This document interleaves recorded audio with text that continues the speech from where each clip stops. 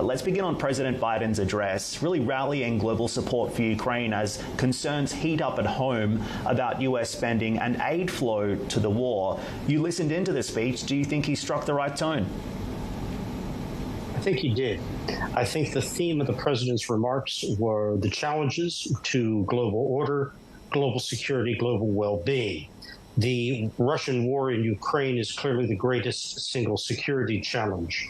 But there are other challenges that are economic and social and physical in the form of climate change, which are also at play here. And that was what the president was underscoring. So, yes, the Putin strategy is one of attrition. As the president said, it is to wait out the rest of the world and physically attrit the infrastructure of Ukraine so that he may dictate the terms to his satisfaction of an ultimate resolution of this conflict he began. And so many headlines coming out of the UNGA. President Erdogan also spoke today, but it's not his address that's making headlines. What do you think is the diplomatic drive behind his meeting with Prime Minister Netanyahu?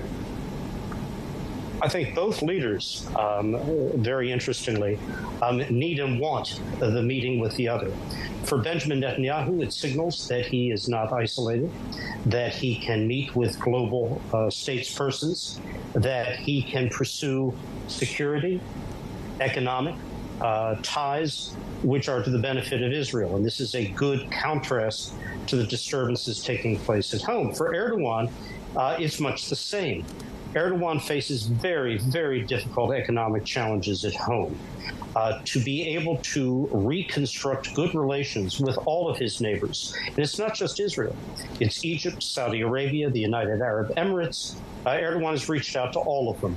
It's to show that he is a statesman, that he is capable of conducting the business of the state, that he's respected as a global leader. That's extremely important for him.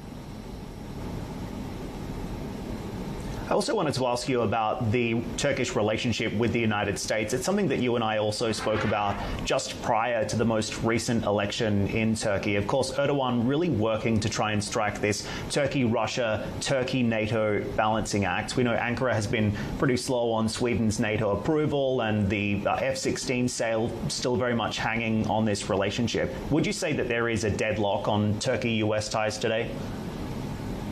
No, I wouldn't describe it as a deadlock. The U.S. regards Turkey now, as it has always, as a critical NATO partner, a strategic ally, and a global partner, because Turkey's involvement goes far beyond its immediate region.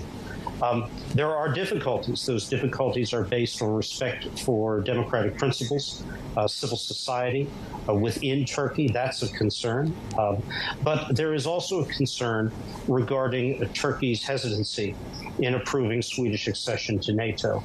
And the Congress has made very clear that the F-16 modernization and new sale to Turkey very much depends on that Swedish accession taking place. That's not the administration's linkage, but that's the Congress speaking. And that has been a significant problem.